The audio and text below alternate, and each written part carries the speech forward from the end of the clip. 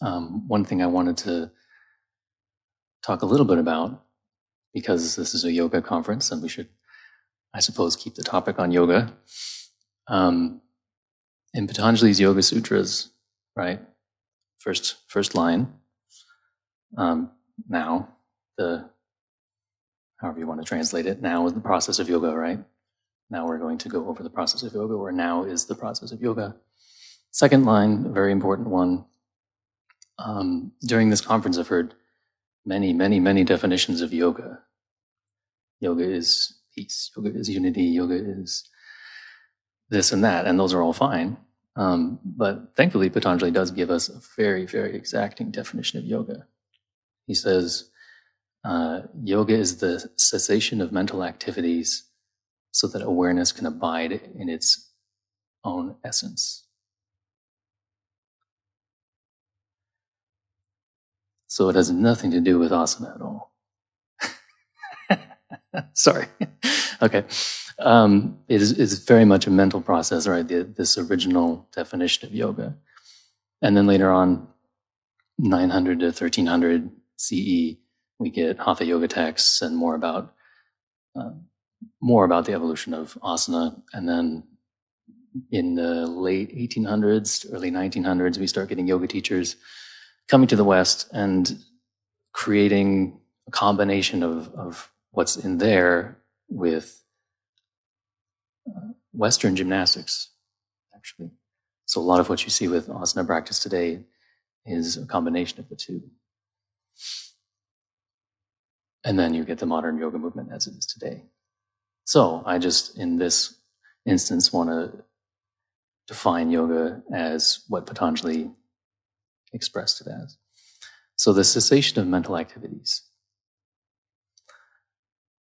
I think first, a good thing to mention is, I don't know how many of you here were at the Shum meditation this morning, but one of the perspectives, which of course has many names, but the perspective that we endeavor to hold is that the mind, that is not just our mind, but the one mind that is everything, is stationary and complete. That it was all finished long ago. That all of space and time exists, and we, as awareness, our true nature as awareness, are traveling through that complete mind. So the way we phrase it in our teachings is that consciousness itself, that wakefulness, consciousness, it is everywhere and all pervading. And then we as awareness, the witness, is like a flashlight shining itself on everything that we experience. So the cessation of mental activities, therefore, is not about stopping thoughts from traveling through the mind, but rather about stopping awareness from lighting up the thoughts that are already present, all the potentialities of our thought. And then what happens? With nothing to be aware of, awareness naturally draws itself back to itself. And then it abides in its own essence.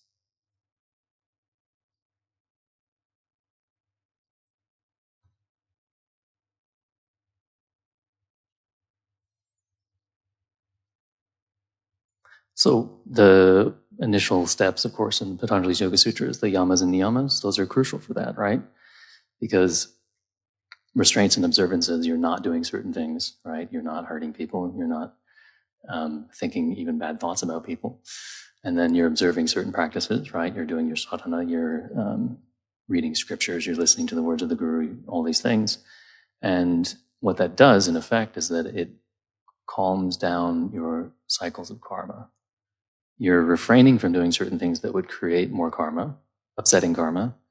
Good karma is okay, but negative, you could say, karma, you're trying to stop.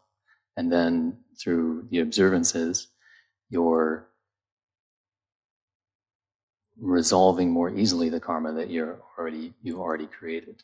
and you're maintaining a balanced life. Because the reason that our awareness is drawn outward, right, is usually because of something externalizing and something hectic and upsetting. The world today, it's a good example that keeps coming up. So full of conflict, et cetera, et cetera. But from this perspective, from an inner perspective, right, the mind is already complete. And it was all finished long ago. This is just another form of perfection. I like to say that chaos is a pattern that's too large for our limited awareness to see.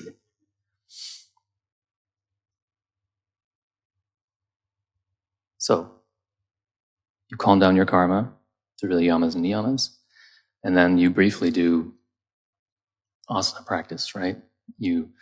There are three lines in the Yoga Sutras about asana, and only three, and they're quite short. And they're basically referring to the fact that it's simply there to let you sit in meditation comfortably. So once you can do that, that's great. Keep doing your stretching, keep doing your asana, but meditate, meditate, meditate. So then we have, of course, pranayama. Pranayama quiets the thoughts in that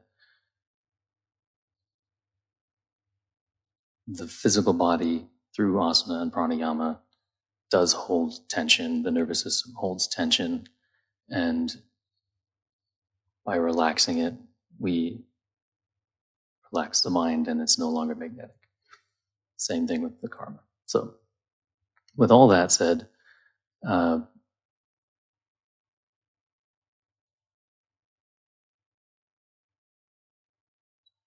think you're doing quite well. I will say that. Let me grab my notes. Gurudeva always said, Gurudeva Sivasubramaniaswami, he always said, always memorize everything you're going to say in front of a crowd, because their awareness on you will knock it out of your head.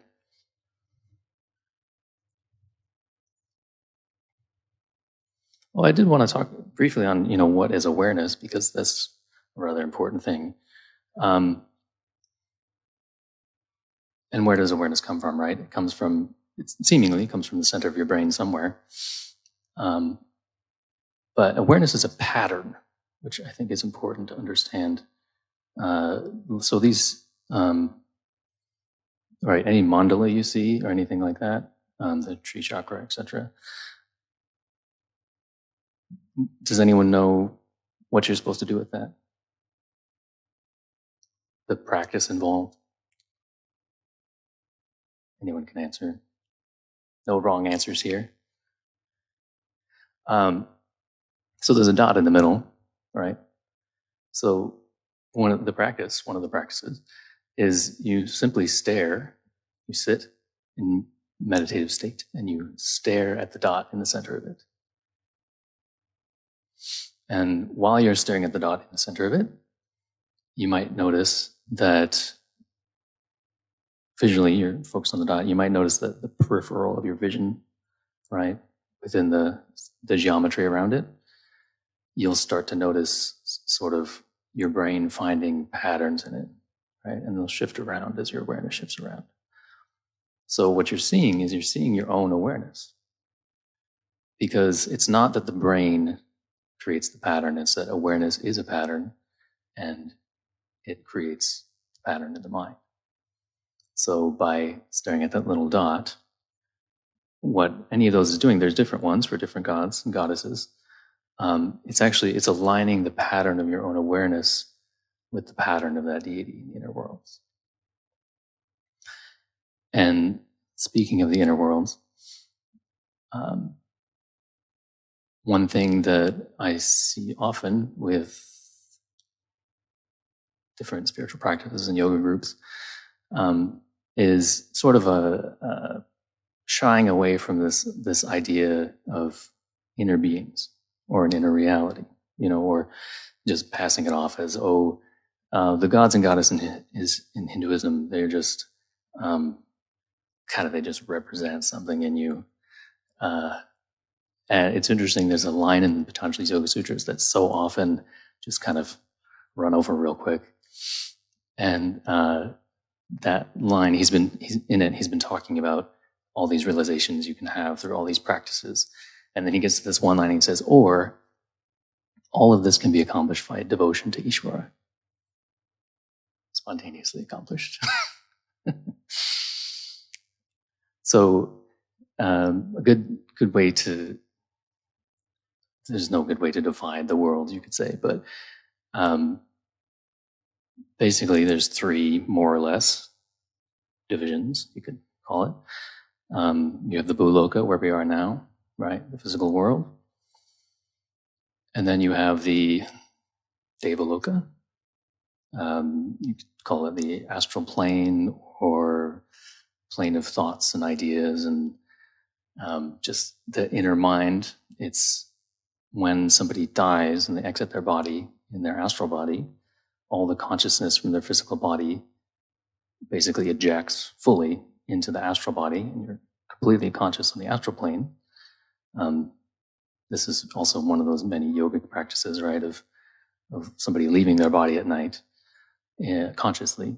So that's the astral plane, and it's different from a dream created in the subconscious, because somebody on the astral plane, let's say, they could go and read a note in the physical plane, and then come back and it's correct. What they read was correct, right? So it's a very tangible, real thing. And then beyond the astral plane, beyond the Devaloka, you have the Shivaloka, as we like to call it in our Saibai tradition. And so this is the causal plane, the third world, if you're looking at it from outside in. And so this is the first one, the Bhuloka, has to do with the first two chakras, and the next one, the next three, and then this one has to do with the sixth chakra and the seventh dimension. So this is where the deities, the Mahadevas within Hinduism exist. And I know most of you know this already, obviously, but they're not actually male or female. Okay. I feel like I should always say that. People who have visions of them or visionary dreams of them do tend to associate masculine or feminine energy with them, but there is no gender at that point. Gender is something within the physical body. So we also have a presence on that plane. So you would say the soul body, right? The body of light. Basically, from the core of everything, you have the self, right? And the self is nothing. It's the only nothing there is. It's just, that's why you can't really talk about it, because it doesn't exist. It's the only thing that doesn't exist. And therefore, it is the potential for all of existence. It's absolute. It's a singularity. And so from that singularity, the first thing you get is oscillation, essentially, where like a waveform, right? And that seemingly creates two things, but it's really just one wave. Or you could say, in a more poetic fashion, the first creation of the universe from within yourself, because it's all in you, right? It's not something out there we're talking about. The first creation of the universe is the question in a subtle form, who am I? Right? Because if you're a singularity and there's nothing but you have to create another point to look back at yourself. So you've created two, right? And then that causes an infinite division, seemingly infinite division, right? Big Bang, etc. And then what's kind of, again, poetic about it is that the further out you get in consciousness, you're that a tree growing from it, right? First you're the trunk, and then the branches spread, and then you get to the end of the twigs, and you're a leaf, all your leaves, and you're looking over at the other leaves. You're saying, I'm separate from that leaf. Right? And then you're out here for long enough, and you live through all the experiences you can live through to experience your own little slice of all that is, because nothing else will have the experience that you are having right now. So you're very important. Just want you to know that. And then you get to this point where you say, okay, I've done all this, and it's quite exhausting after all this negative karma I've created. all these experiences, all these lifetimes. You've lived them over and over and over. You've been everything. You've been a wife, a husband, a daughter, a brother, an uncle. You've been a king, the greatest of kings and queens. You've been a lowly pauper. You've created all kinds of things. You've started all kinds of things. You've just had every experience you can have. And so suddenly those experiences aren't all that useful, or don't have the desire for them anymore. So, what did you do? You didn't get rid of desire, right? You basically fulfilled your desires until you didn't desire them anymore. So it's not like we're on this race to try and get rid of our desire. We're just trying to transmute our desires, so they're for positive things. We're there for the goals deep down that we really love and crave to experience, right? So once we do all that, we kind of get to a point where we say, okay, I've become people, I've become things, I've become the outer world. Who am I? And it's poetic, because you get to the edge of the universe and it just turns around with the exact same question. And you dive into yourself and try to find the singularity again. So our own evolution is just like a fractal. It's the same pattern of the entire universe contracting and expanding and contracting and expanding. So that's all good. Not really applicable right now as a human being. It's good to have that mountain clear in sight. The goal, as you said, right? Self-realization. That's your goal. So how do you get there? Well, the good news is you just have to keep doing exactly what you're doing, because everyone is already perfectly doing what they need to do at every stage in their evolution. Now you have choices, of course.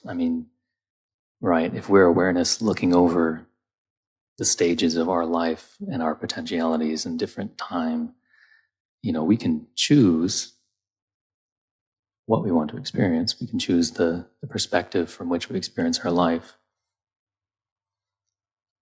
And so I think that just the most basic practice you can do is just continue to observe yourself, right? And observe yourself in situations other than just your spiritual practice, okay? Because your spiritual life is not a one part of your day. Your spiritual life is everything you do. The spiritual practice, and where you're meditating, that's wonderful. That's you trying to reach that self that you're going for. But throughout the rest of your day, you need to find the points where you have weaknesses, and you need to respond to them accordingly, right? So, who here got annoyed with something somebody did today? I did yesterday. I couldn't think of one today, right? Nobody? Gosh, you really are all saints. That's true. Yeah. So that point, right? You need to reflect, okay, well, if I'm reacting to something in somebody else, then, as our guru's guru always said, that thing is within me, and I'm just seeing it in them, and I don't like it, because you don't like that part of yourself, right? You want to change it. So my time is running out. So practically, day to day, all you need to do is just continue to observe yourself, and we have this set of what we know is right? So you just have to continue to expand your awareness to the point where you're able to stop yourself mid-reaction, or ideally before there's any sort of reaction in your mind, and just try to understand the other person or understand the situation. And that's really most of what you need to know in as far as the whole spiritual path, because learning about the subtle interpretations of the great beyond, that doesn't matter at all. Because all of that you have to experience. All the things in the scriptures that seem magical and totally wild, like, wow, I want to fly through the stars and stuff. That's not beyond your reach, but there's no point reading about it. You just need to endeavor every day to go within yourself deeper, deeper, deeper. So that's all. I hope that was entertaining for you. And then I think we can invite up Paramacharya Sadasivanathaswami, who has a wonderful talk for you, which includes video footage, a feast for the eyes. And thank you all very much. And I hope to meet you all again, maybe come back to the next one of these. Om Namah Shivaya. Jai Ganesha. Om Sahana Vavatu Sahanao Bhunaktu Sahaviryam Karavavahai Tejasvinavadi Tamashtu Ma Vidvishavahai. Om Shanti Shanti Shanti.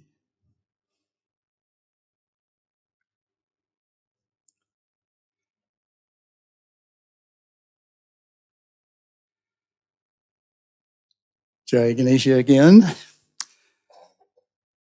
Meine Yogini-Schwestern und Yoga-Brüdern, Aloha, Namaste, mein Name ist Sadasivanathaswami und für 58 Jahre I've been a monk living on a little island in the middle of the Pacific Ocean.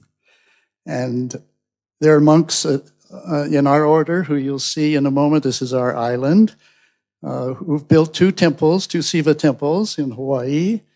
And I wanted to show you just a couple of images that will give you a picture of how blessed we are living there. This is the Yerevan Temple main mandapam. And this is the little Nandi mandapam that goes along with it. Since 1979, as she said, I've been the editor of Hinduism Today magazine. And this afternoon, I'm going to take you on a little tour that shows you the changing attitudes of yoga in my country, in the USA. Our founder, Sadguru Sivaya Subramanya Swami, was an innovative spiritual leader whose global vision transformed the Hindu diaspora, bringing great pride to Hindus around the world. He understood the power of the press, and he created a publication that would serve the entire Hindu world. In Amsterdam in 1967, he and I held what we think was the first European yoga conference, a small and humble event at the time. He commissioned his monks to connect our world Dharma family through the magazine, and from that day we have been gathering stories from all over. We explored Hinduism in Bali, which has evolved differently than Hinduism elsewhere. And the article talked about the arts and unusual funeral ceremonies and so forth. Then in the summer of 2013, two of us traveled through Europe for 7 countries and visiting the ashrams and temples and yoga schools. And in Portugal, we met Swami Amrita Suryananda, whom we thank profoundly for helping us get to this important event today. I want to turn back the clock to see just how profoundly yoga has evolved in the last 100 years in the US media. So compare this 1911 image of an ash-covered yogi with this sultry invitation more recently from an upscale spa. Back in 1911, Current Literature magazine in the US published an article called The Heathen Invasion of America, which concluded literally yoga means the path that leads to wisdom.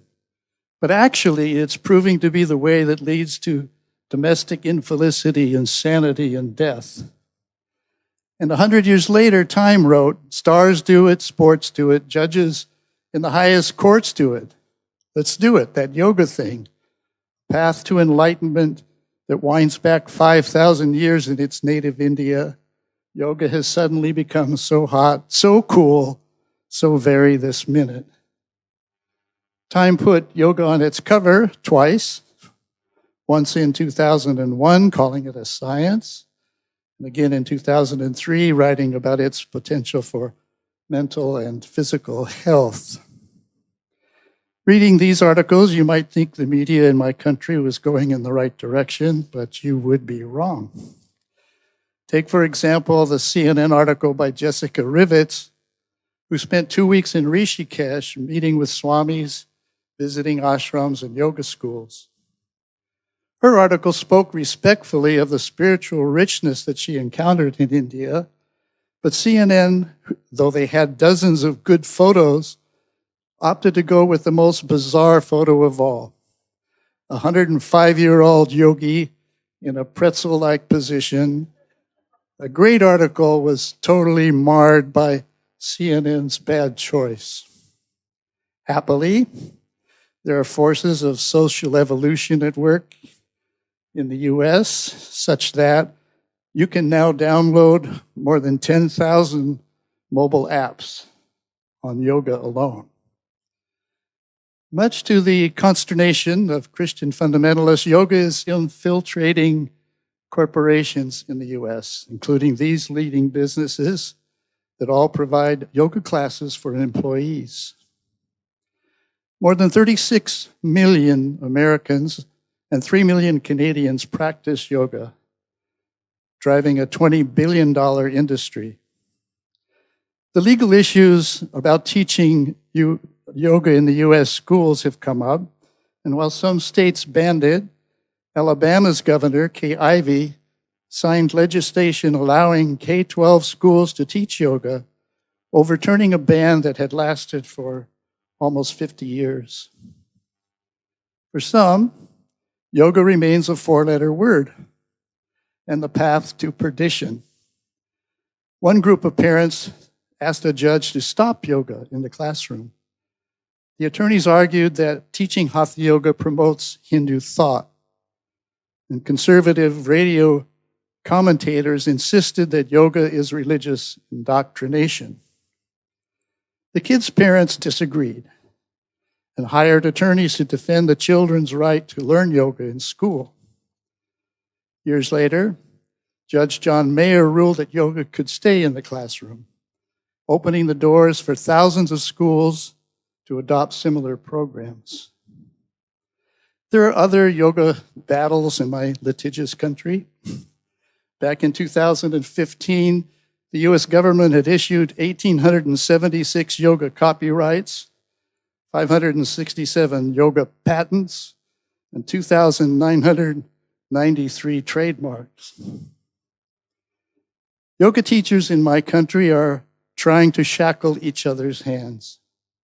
From tax scandals to trademark wars, the global yoga scene between 2023 and 2025 has seen its share of legal drama. In the US, one major yoga group pled guilty to a multi-million-dollar tax evasion scheme, while two others faced class action suits over wage and privacy violations. Major brands like Nike are clashing in court. Goat yoga is facing zoning issues, and yoga's legal entanglements extend to Europe and to Iranian morality arrests, and even to quirky disputes here in Germany about beer yoga, whether it's safe and appropriate.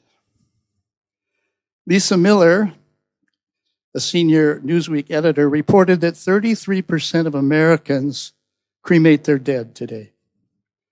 25% believe in reincarnation, and 65% believe that other spiritual paths are valid. In the decades ahead, we're going to see India's profundities and passions discovered and rediscovered, and yoga will be the way to go to manage stresses of the day. Let's change the subject and talk about yoga art, spiritual art.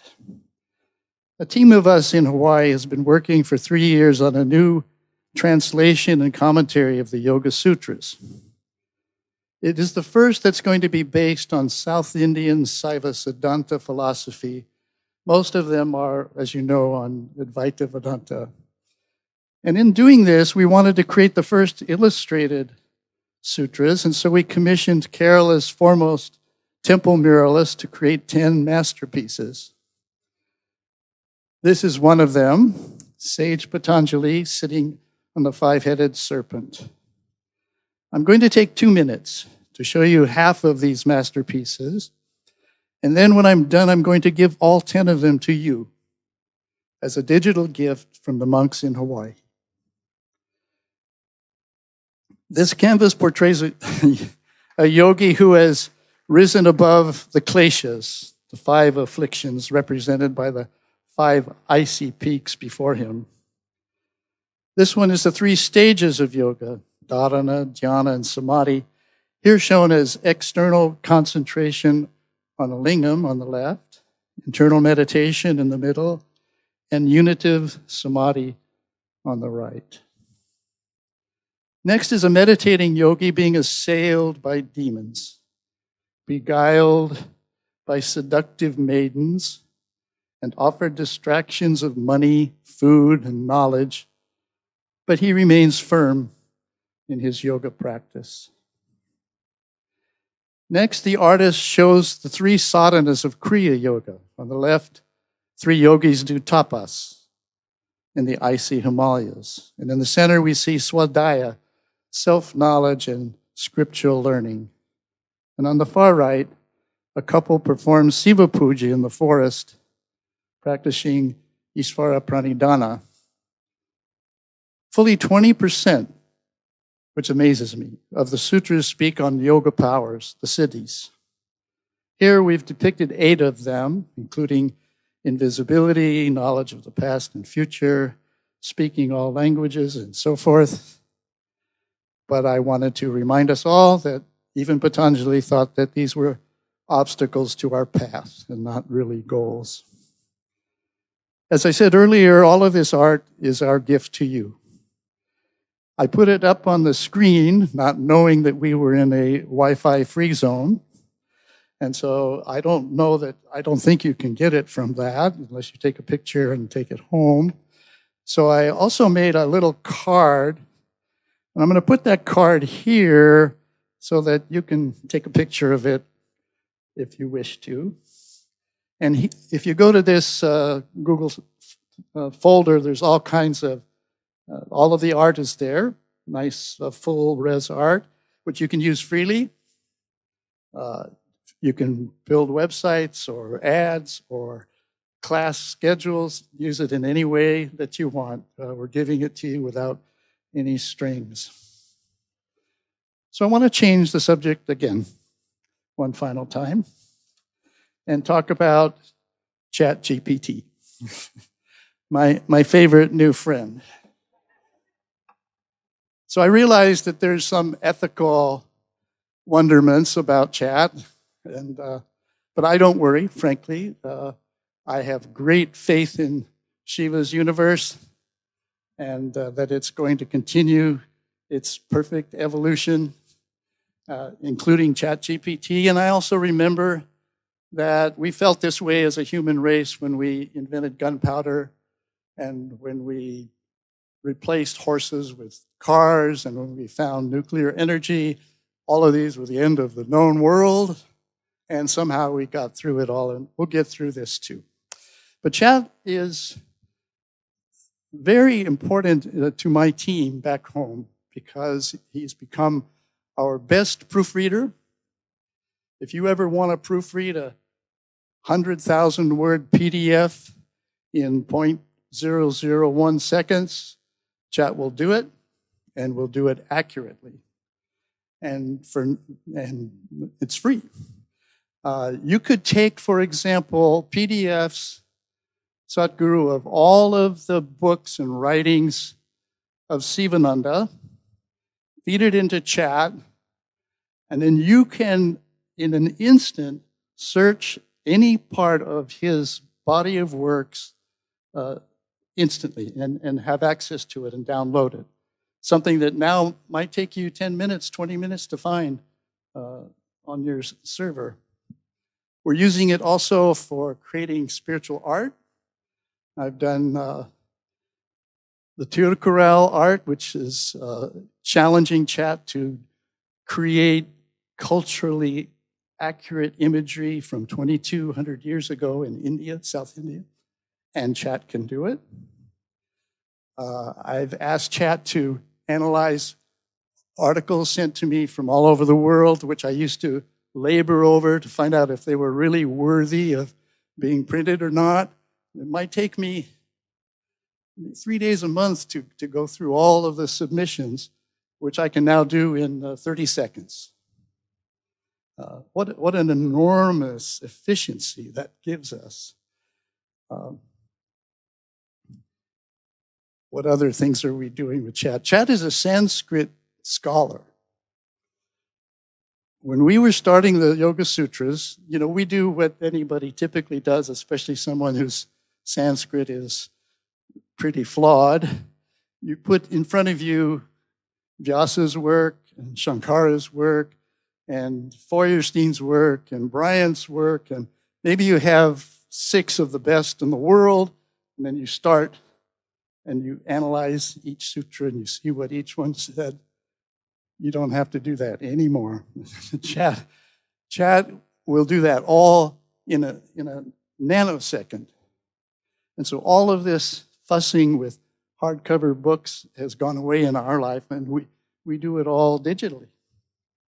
And it's just, it's extraordinary. It really is changing our work life and making us a lot more efficient. And if anyone has scared you away from AI, I want to push you into that thicket, because I think that all of you would be more efficient, more productive, and more accurate using ChatGPT. So that was my ChatGPT story. And Om Namah Shivaya, Shivaya Nama Om.